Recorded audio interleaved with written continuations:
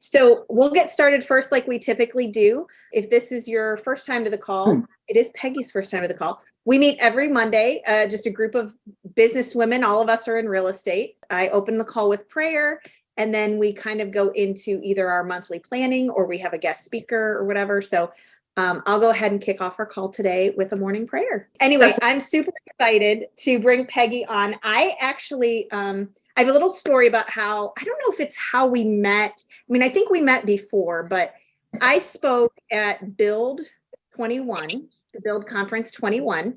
And after my speech, Peggy hunted me down in the hallway. She had tears in her eyes. And she said to me, she said that, and I can't remember the exact words, so I don't want to put words in your mouth, but she basically just said that she related so much to my speech and that more people that were authentic and real and women needed to be on stage, and that I just moved her. And that was pretty much what I took away from that. And we've been connected ever since. And she's really good friends with our friend Gene Fredericks. She actually lived with him for several years. She'll probably get into that a little bit, but that's how we connected. And I just wanted to thank you so much for taking the time today to be on our call. I'm so honored, honestly. When Jacqui Bowman asked me to speak, I was like, are you sure you didn't text the wrong Peggy or Penny? I mean, it was very, very excited. And no, but it's true. And you guys are so blessed to have Jacqui in your life and to be able to meet with her every week, because she lifts everybody up. And I'm just truly grateful. So I'm an open book. And cool. I said to Jacqui, what do you want me to talk about? And we went over a couple of things.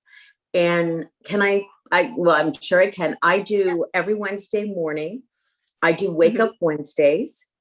And it is at 9 a.m. Eastern time, 8 a.m. Central time. It's very simple. It's zoompeggy.com. And you guys are all welcome to join in. A lot of great information. I have different speakers all the time. And it evolved from, I am one of Gene's, well, I guess I am Gene's leadership coach for his organization. Started out with just being first level, and now it's everybody and anybody. And what I love about EXP is we're one. So it doesn't matter who's, downline, I don't even like that word anymore, whose organization you're with, everybody is welcome. So if you would like to join on that, I'd love to see some of you guys. But Jacqui, just tell me how you want me to do this, or ask me questions. Okay. So I'm going to interview Peggy just like I've interviewed our other guests. So I kind of gave her some of the questions ahead of time, but then we're going to dive into something specific that Peggy said that she has talked about recently on her calls, and that is our relationship with our mindset and our relationship with money. So we're going to get into that towards the end. But the first thing I want to do is just ask you some of the basic questions. Tell us where you grew up. Tell us a little bit about your family, and then tell us the story of when you got into real estate. Really quick story. It's really, and it's amazing. One of the things, I'll be quite honest with you, I'm 66 years old. I have had every experience in the world. There's still more to come. But what I love at being my age, and you can do it at your age too, is when you look back and you connect the dots. So you asked me when I got into real estate. It was 1984. I hope all of you were born by then, but I'm not really sure. But it's like, oh, she's shaking her head. Ashley's saying no. That's okay. That means you get to live a long time after us. 1984, I was working for American Airlines. I loved my job. I had an amazing career with them. And in our neighborhood, there was an open house. And I was nosy, as I still am. And I went over to the open house, met a couple, started talking to them. Next thing I know, the agent calls me the next day. She says to me, I want to thank you. They bought the house because of you. How would you like to get your real estate license? And I just kind of looked at her and said, I work for American Airlines. I am not going to sell real estate, my little attitude. And then, I thought about it. I went out to lunch with her. Long story short, I got my real estate license. And if I wasn't open to that opportunity, or to saying yes to having coffee with her, my whole life would be different. And I wouldn't be sitting here with all of you right now, being blessed by all of you. So that's one of the things that I always talk about is what are you saying yes to? What are you saying no to? Always be open to looking. So got my real estate license in 1983. I was in Connecticut, outside of Hartford, Connecticut, in a little town called Cromwell. Actually grew up in Connecticut in a beach community, Madison, outside of New Haven, Connecticut. Met my husband in 1975. Trying to backtrack here a little bit. It's a long life when you really put it out there. 1999, my mom passed away, and I was on a leave, and American Airlines said to me, you've got to come back to work. Your family leave is up. I said, can't do that. You know, my mom is in her end stage. I'm staying. So I left, walked away without flight benefits. So I don't get to fly free, which everyone thinks because you work for an airline all those years you do. But again, it was a pivotal moment. Somebody asked me a question if I wanted to come back to work. I said no. Fast forward, made a phone call, dialed the wrong number. And it was a girlfriend that I hadn't talked to in a long time. She said, you don't sound like you're happy doing the role in real estate you're in. I said, I'm not. She said, I'd like you to meet with Steve Richards, who was then working for Berkshire Hathaway. I met with Steve, and long story short, I became a manager for Prudential and went to a meeting of, like their regular meetings. And I'm telling you this because you're going to connect the dots. Went to a meeting, and they did a whole breakout session on this cult that was coming, and it was Keller Williams. And so I made a decision. I said, okay, I'm going to try and recruit the guy from Keller Williams. Went and listened to them. Next thing I knew, I was with Keller Williams. Fast forward, I'm at an event in Austin, Texas, and I'm out at the pool, and I needed to reward myself because I'm a very high I and things distract me. And I said, oh my gosh, how am I going to have appointments next week for recruiting, as we called it back then, as a team leader? If I don't make my appointments, I'm in trouble. So I sat at the pool and would not get into the pool at the Hilton in Austin, Texas on a 100-degree day until I had 5 appointments. Well, little did I know, Gene Fredericks was there, and Susan and his team leader and all these other people. And when I finally got into the pool, they all applauded for me because they knew I had gotten my appointments. And Gene says to his team leader at the time, you need to go talk to her. What are you doing sitting out here drinking and everything? And when you should be making appointments. So I kind of laughed and talked to Gene. And Gene is always the type of person that says, oh, he's very open. Come visit, come this, come that, if you're ever in the area. Fast forward, Mike Brody called me, who was pretty high up at KW at the time, asked me to teach a recruiting class down in the DC area. So what did I do? Called Gene and said, hey, he said if I'm ever in town. Fast forward, showed up on his doorstep and never left for almost 2 years. So that's my Gene Fredericks story, living with him and Susan. I also want to tell you that Gene stayed at our home undercover when he was first meeting with Jason Gessing to talk about EXP. That was a very down time in my life. My husband was about ready to pass. Unfortunately, he was an alcoholic and he died from alcoholism. And I tell you that because, again, all these dots connect. So I had the first opportunity to hear about EXP in my home before anybody knew. It was just Susan. He made that phone call from my house and said, we own Blockbuster. I found Netflix. You'll often hear him say that.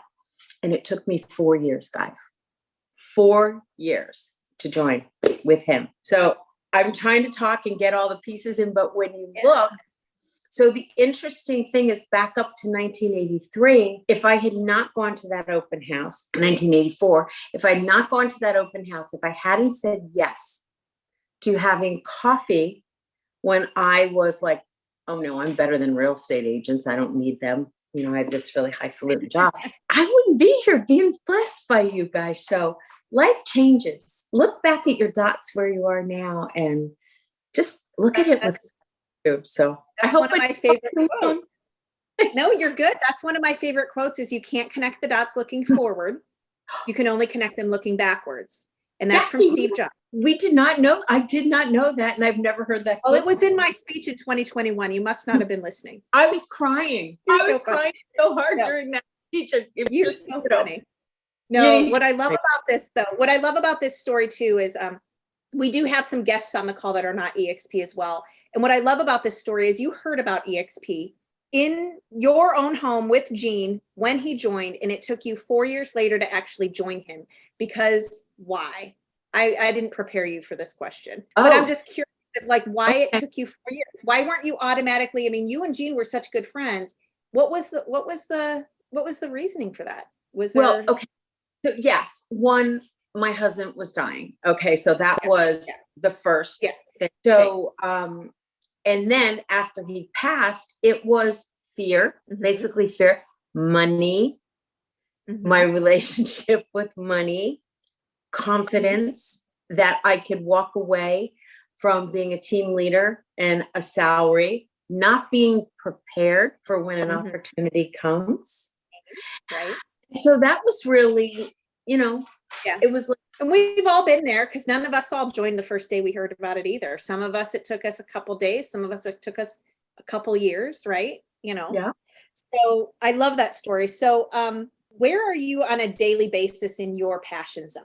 Like, I know you do your Gene's leadership coach for his organization, but is it coaching one-on-one with an agent? Is it your wake up Wednesdays? Like, where are you shining and you're like, I could do this all day long. It gives me energy. It doesn't take energy. Helping agents, whether it's doing one-on-one or doing Zoom coaching. That is really what, it's funny you asked that question because I was talking about this to non-real estate people just the other day because they said, what do you do? Because my friends can't figure out what do I do? Because I have a real estate license in California, but I'm not really selling real estate. And I did for a very long time. My passion has really become helping others, figuring out what am I going to do next to make people better. And I'm working on a TEDx talk. Nice. Thank you. I want to take my experiences in life, connecting the dots. And my husband was an alcoholic. He bled out in my arms. He died from it. His mother was an alcoholic. I had two choices. So when you're at KW, there's an amazing course called Bold. So I started this class, married on, I think it was the 20th of January. And then the 27th of January, the following week, there was a snowstorm, so we didn't have it. And that was the week my husband passed away. And then the following week, I had to make a decision. Was I going to get up and go and continue with my commitment and be there for my agents, or was I going to stay in bed and just not live? So I made a decision to go where I needed to be and to get the energy from the people that I knew I could get. And it's kind of ironic because as a coach, you're always pouring into others. And that helped me to learn, and why I'm so passionate to answer your question about my Wake Up Wednesday call, is it's so different. I'm not up there teaching a class and you have to listen to me. I get so much from them. And I learned that from making that decision to get up and go into Bold that morning. So I started a course, married for 33 years, walked into a course as a widow and down and just thought it was the worst time of my life, but got the energy from all the people that I was surrounded with. So you could be doing things in your life. And I love that question. What gives you passion? What gives you energy? Just talking to people. I mean, I was up at 3:00 this morning. I'm in California. I couldn't sleep. I was so excited to do this. Well, you know what? I want to just reflect on something you just said, because I think there's a lot of women, and I know there's some women on this call right now that are going through life changes, whether it's a death of a parent, whether it's a current divorce, something like that going on in their life. And I think a lot of people tend to hide and unplug from things and want to isolate themselves because they just don't feel like coming to the call. Saying that you went to Bold anyway because you knew, as a coach, you knew inside you that was the best thing for you. And so just encouraging the ladies on this call to keep coming to the calls. God, when I talk about this, and I don't know, you asked me to tell you my history, so here you get it. September last year, I moved from California to Florida. And October, I came out to California, hadn't been here, wanted to do some doctor's appointments, and then was headed off to EXPCon, came back, finished up some doctor's appointments. I had a problem with my ear. The doctor said to me, come in, want to talk about something? I said, okay, maybe it's going to put a tube in my ear. Walked in. He looked at me. He said, you have a brain tumor. You're going straight to the hospital. I've already got a surgeon for you. And your whole world just changes again. And I made a decision as a coach. I was very blessed. I get very emotional about this. I did my Wake Up Wednesday, guys, from the ICU, literally. And I had help. One of my friends, Ashley Galladay, flew in from Texas. I was surrounded by friends. But again, everything I do is mindset. And that's what I want to help people with their mindset. My brother has just passed away. That was a whole, thank you. That was a whole nother thing. So the past 6 or 7 months for me have been, I could have checked out easily. And my passion is letting people know that you are in charge of your mind, no matter how low you are. Yes. So sorry, Jack. It's just no, don't apologize, because I'm just hearing your story, but I'm seeing your smile, and it's because you didn't give up and you didn't check out. Tell me a motto that you live by. That question scares me. My motto this year has been, I have a couple of them. Okay. Get done. Just get done. I love it. Get done. And I can effing do anything. I mean, I can. I know I can. I have been tested. You get very frustrated with, I just wrote my mirror this morning. I can't see the rest of it. I'll read it to you. Go ahead.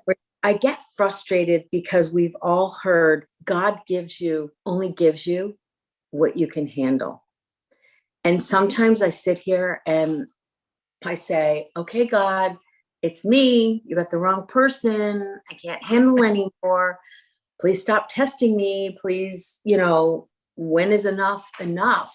Everything I have gone through, I have no regrets, guys. I lived with an active alcoholic.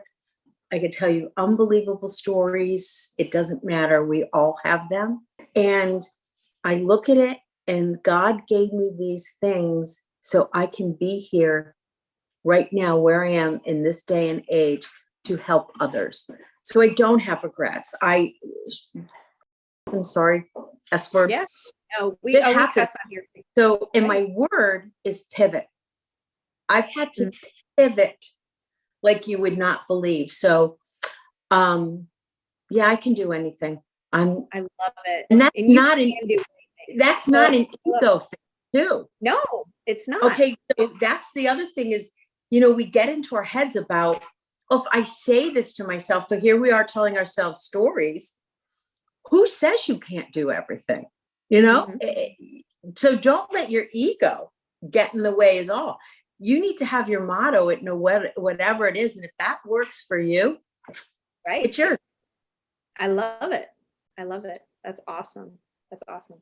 Tell me a little bit about what you've been talking about with other people when it comes to the mindset around money. Is it the mindset of we don't deserve it, or is it the mindset of that we're stuck in lack, or everything?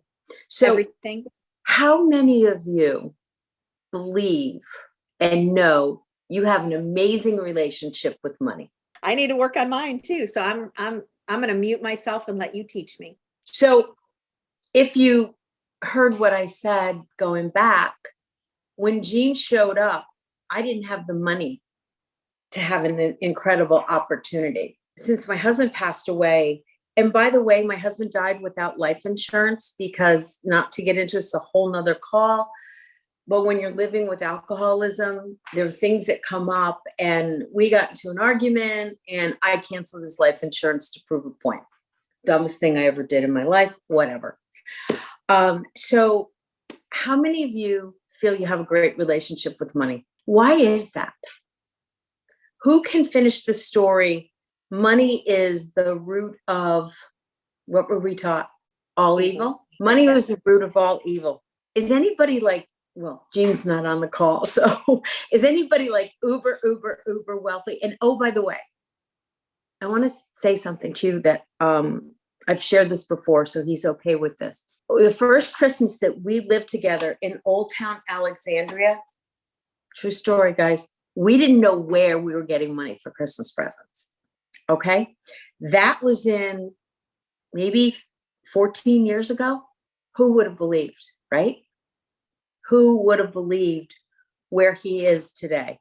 It's amazing. So I also want you to know you can change that. So when you look at your money, when you talk about money, and can we unmute them? Because this is kind of a interactive thing. Yeah, they can actually unmute themselves. Oh, they can unmute themselves. Yep. Mhm. What are I your believe- thoughts around money? I mean, I think that because I grew up without parents on either side that had any financial responsibility, I feel like I don't have the education or experience to handle money properly. So I think subconsciously it prevents me from making more. Anybody? I mean, if I made more, I'd just freaking blow it and waste it and, do irresponsible things, right? Jacqui, I love that you're being vulnerable. That is easy, it flows into my life. And we have some affirmations, so that's great. I'm in the same thing. Money comes in, money goes out. And when there was that opportunity, I don't know why I self-sabotage myself with it. My relationship with it is not good. And I think it's because I feel I don't deserve it. It's that background, it's that whatever, that relationship that my parents had. My mom was the saver. I mean, my mom had an envelope, and literally on that envelope, she would put her paycheck in it. And, it was one of the bank envelopes. We used to go to the bank, get cash, and, you spend your money from that. And she wrote down every single penny. And then you had my dad, who even thought about money. I'm not really sure. So I grew up with different relationships of money. And then I grew up in seeing very wealthy people and being like on the other side of the tracks, but not poor, but not uber wealthy. I came from working class parents. So when the money of relationships started coming around and people were starting to talk about it and be open about it, it really confused me. Because again, what held me back with going with Gene is here I had this amazing job. I was a team leader for Keller Williams for 16 years, made great money, but didn't have a pot to piss in, literally. I have been working towards, okay, why do we have this shame? Why do we have this thing around money? Because we're all capable of it, right? I don't think there's one person on this call that isn't capable of making money. When you look back at this and you say, Jacqui, you're asking, do you feel that you deserve money? Everybody should be raising their hands that we all deserve money. We totally deserve money. And when we feel that we don't, we may say we deserve it, but are we coming from lack? Because we're not going out to get it. And you brought up lack as well. Lack is such a powerful word. Are you coming from abundance or are you coming from lack? I'm starting all over, 66. My husband died when I was 57 and we had no money. No life insurance, no nothing, IRS debt, you name it. I mean, I know I can speak for myself as a realtor. I've got such a love-hate relationship with the IRS and I hate it. And, I never listened to people paying quarterly taxes and all that other stuff. Right. So there had to be a shift. What I realized is I had to shift my mindset around money. And even for the longest time, I balked at being okay with having money. So money is not a bad word and profit is not a bad word. And being where we are today, we have such great opportunities in front of us to make money, attract money, do whatever we can. There are people like Gene, like Brent Gove. I mean, Brent Gove was getting a divorce. He wasn't sure where his marriage was. He was absolutely broke. He had no money when he came to EXP. He went and borrowed money to do this. And they shifted their mindset around money. So when you start right here, ask yourself, are you allowing yourself to grow? What do we need to grow? And I think what we have to do to grow is do something that scares you. Like you just said, Brent had to borrow money to join EXP. He didn't know if it was going to work. He had no idea, but he still borrowed a ton of money, give it his all. And so we're not saying you guys, hey, go out and take a loan for a couple $100,000. We're No. not saying that. But like right now, there's certain things that I shared with some of the agents on here. There's certain things that Ryan and I are doing that we're currently shifting our mindset around money, and we're moving my mom out. We're downsizing our house. There's certain things that we're doing to shift to set us up for better opportunities. And it's like, and those opportunities are, I've bought 2 investment properties in the past 3 months. So we're taking, instead of living in this big house, we're taking equity out of this house, buying smaller properties, and we're just trying to rearrange what we're doing so that we're not continuously increasing our income to spend what we make, right? And just, are we scared? Do we really know what the hell we're doing? No. What I also want to say is, because I know there's going to be people on this call and are going to say, well, I don't have a house to sell. I don't have anybody to borrow money from. I can't pull equity out of anything. What about me? I want you to know that you can be okay. You will be okay. And you start with little tiny things. But the first thing you need to start with is to believe that you're okay with it. I don't know how many years ago I started this, and I catch myself with it. Oprah was talking about a relationship with money, and she had everybody pull out their wallet. So do any of you have your wallets there by any chance? Or any of you near your purses? Open up your wallet, Jackie. Do you have cash in there? Who's got cash in their wallet? When you pull out your cash, don't look at it, just hold it up. Is it in order? It actually is. Your money's in order. So that was one of the first things that I got from Oprah, was your relationship with money can't be in chaos in your wallet. Your relationship on how you respect money needs to be in order. Does that make sense? So I just told you that my brother passed away, and we hadn't had a relationship. So right before my brain tumor, my brother reaches out to me and he needs help. He had neck surgery. And that was the other thing I always said. If my brother reached out, any of my brothers, I'd listen to them. And so because I do the Wake Up Wednesdays, they encouraged me. I had to walk in my truth, guys, right? So I went and I saw my brother, and we go through this whole forgiveness thing and blah, blah, blah.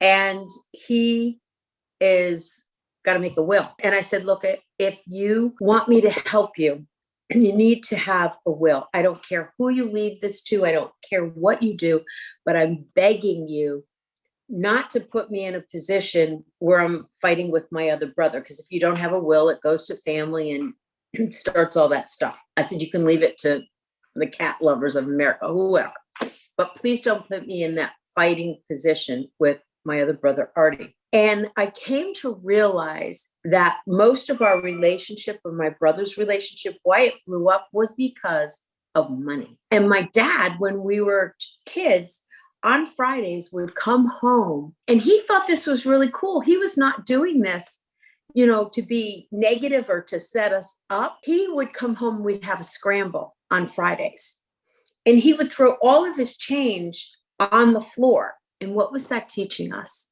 at a very, very young age?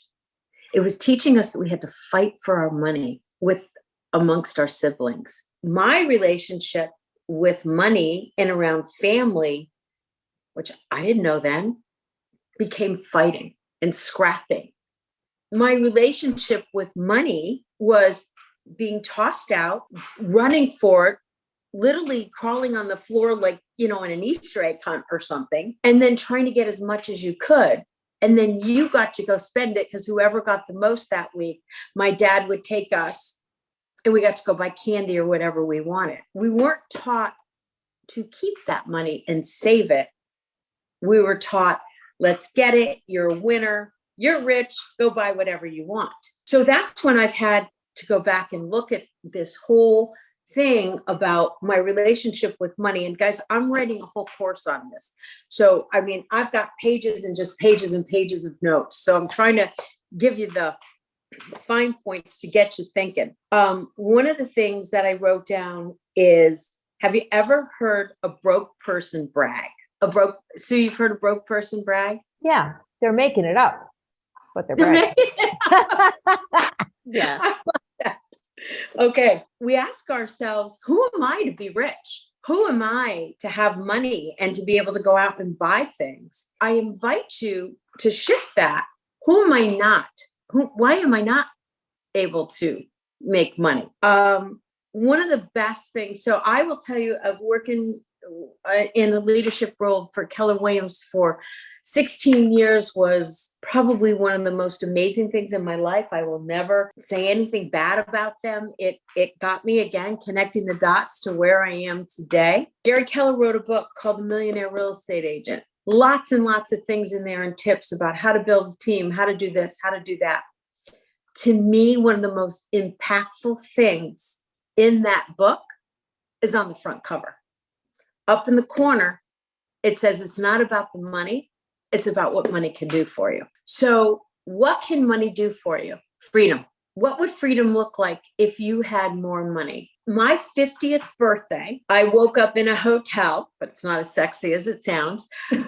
I woke up in a hotel in Atlanta, Georgia, because I had just interviewed to be a team leader in Atlanta at an office called KW Perimeter. And I was going to move for the first time. I was going to leave my comfort zone and I was going to take this opportunity in Atlanta. That was so scary because I was flying home that night. My husband had a birthday party for me and I was going to tell everybody that I had taken this job opportunity. So I get it.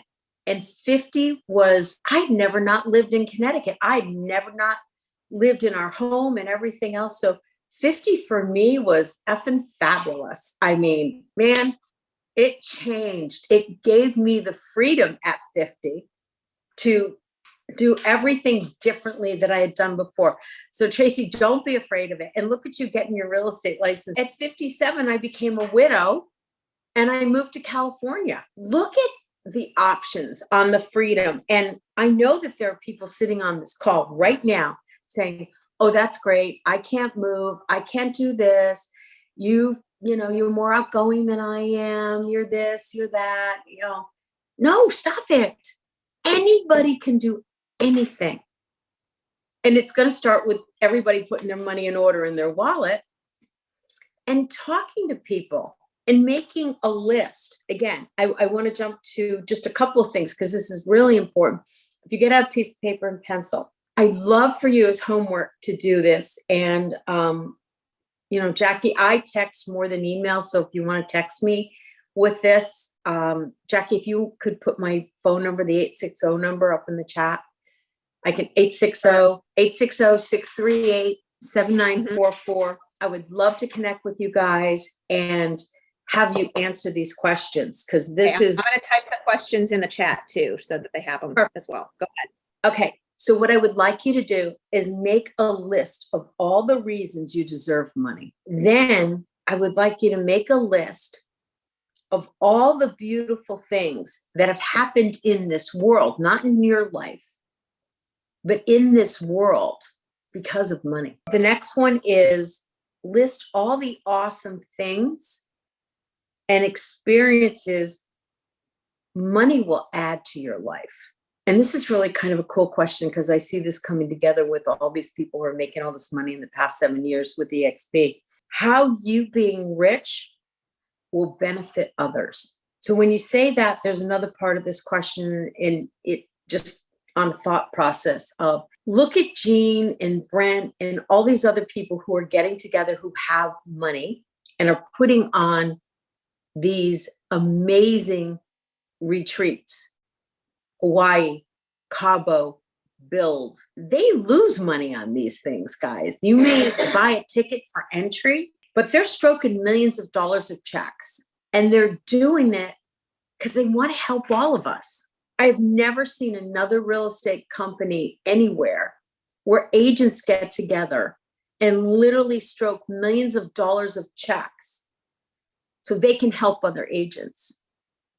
So just start on a smaller level and then, chunk up to what could it be? What could you do with your friends that also have money to help other people? And then lastly, if anyone wants to jump in and unmute yourself, I am grateful to money because what's the first word that comes to your mind? So right now, I am grateful for money because I get to take like 2 months off from another consulting role that I had because I was spinning out of control, thinking with my ego, I could handle my recovery of my brain tumor and I could handle my brother's death.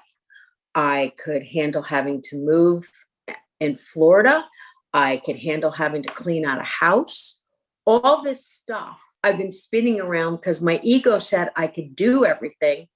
And right now, I have a little bit of extra money to help me just step back and take a breather. So when I tell people, oh, I'm taking time off, but wow, I'm going to be speaking on Jacqui's Zoom on Monday, and I'm doing my Wake Up Wednesday, and oh, I've been working on my TEDx talk, they look at me because other people think when you take things off from a job, you're literally taking a vacation doing nothing. So Jacqui, you asked me what gives me my passion. This feeds me. I will do this 24/7. I just love it. And I believe that you get what you focus on. So this is my first month where I have taken off a very good paying consulting. I took 60 days off from one of my other coaching things that I had, and a huge chunk of change went out the window. And I said, my health is more important. Getting my head back together and being still was more important. But yet I was thinking, where am I going to get this money? Where am I going to get this money? Swear to God, thank you. And I thank God every day for my blessings. I get a phone call. This woman had been calling me while my brother was dying. And I thought she said she was from Metropolitan Life. So I really thought that she was calling to sell me something. I finally took that call after 3 times. I was like, no, I can't talk. No, I can't talk. I took the call, and because she said to me, I really need to talk to you. And backtrack, I told you I worked for American Airlines, right? I had an injury. I had carpal tunnel and I was out. And the 2 years that I took off from family leave, I wasn't contributing to my pension or anything else. And she told me that I had a policy back at American Airlines that paid for lost time or whatever. She'd been trying to find me for years. They finally found me. I just got a check, $6,700 deposited in my bank account the other day from something that I paid into years ago. So it was like a short-term or long-term disability coverage that you had that you just didn't get paid on. I didn't get paid on, and it was due to me when I started my pension with American several years ago. Praise God. Exactly. Awesome. That's awesome. So here, I'm like, where am I going to make up $7,000? And bam. That's so cool. That's cool. So cool. you will be provided for, but it all comes in your mindset. So when I didn't have the courage years ago, it's just giving me chills. When I didn't have the courage years ago to step out and to be with Gene, is because I didn't believe in myself. Mm-hmm. I didn't believe that I deserved that opportunity. I could have been his number 1 agent, guys. Right. I kept saying no. So when I go back, and I want to tell you, this is all from a book. I wish I could take credit for all of this. It's a book I'm listening to. I listen to books all the time on tape. It's You Are a Badass at Making Money. Jen, Sincero, is the author. Another book that I listen to whenever I'm down. You have the book. Okay. The other book that I live by, and I have these on audio because we're all in our cars a lot. Sometimes I just need a quick pick me up and I play it on my car or whatever. It's a book called Unfuck Yourself. And it is a number 1. Do you know that book, Sue? Oh my God, that is my Bible. It has changed my life. And even though I've read it, so I have it on Audible, I have the book, I keep sending it to friends and stuff. I just listen to it. And I listen to Audible because a lot of times when you hear the voice, one of my faves, when you hear the voice, he's got a Scottish accent, and the way I feel like he's just talking to me. Gosh, I want to be mindful of your time here. Do you believe now, like 50 minutes into this call, how are you feeling about money? Is anybody feeling a little bit better? Well, I think, oh, and I'm sorry, I was looking on Audible for another book name that I wanted to share with y'all, but I can't find it. What I love about this is that, and it doesn't matter who I think about, it's very rare, but if I think of 10 wealthy people that I know, that I network with, 9 out of 10 of them were dead ass broke at some point and have rebuilt their lives and their businesses over and over and over and over. And then it happened, right? It's not, I mean, before I met Ryan, literally 2 months before I met Ryan, I had just filed bankruptcy. I'm like, listen, dude, you want no part of this. This is a mess, right? And so that was in 2009, and so 13 years ago, full on bankruptcy, thousands of credit card debt, all of that stuff. And you just do what you need to do to reset and mind shift and all of those things. And a lot of times we just feel buried. There were plenty of times that Gene and Susan were buried. Plenty of times that Brent Gove was just feeling buried, right? In debt and weight and that kind of thing. And I think that just from hearing your story, what I'm taking away is just consistent with everybody else. Like there's a lot of your story I didn't know until you shared it with us today. But I think the takeaway for the ladies on this call is that no matter where you're at, shift around the chess pieces, figure it out. Just keep figuring it out, right? Everything is figure outable, right? Exactly. So that's all I wanted to say is that I appreciate your transparency and vulnerability, because I believe that the more that we have leaders that are vulnerable and share their story, the more that the agents on this call are going to gain the confidence, believe in themselves, and take actions to rearrange their chess pieces.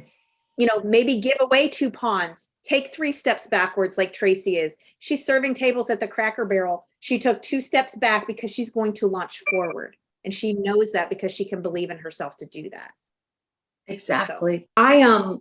I'm doing another pivot, guys. I moved to Florida last year. The hurricane hit. I mean, I can't even tell you everything that's happened in the past year. You think it was a brain tumor. That's nothing compared to everything else. I decided that I want to come back to California. I'm 66 years old and moving again. And I don't have fear around it anymore. I just am like, I am a badass. I can do anything I want. I'm going to get shit done. Every day I listen to that book. And one of the things that I do that I didn't even know this, and it's in the book. How many of you do I am statements? Okay. I do. I start with the alphabet, and I swear by the time you get to L, you're like, your mood is gone.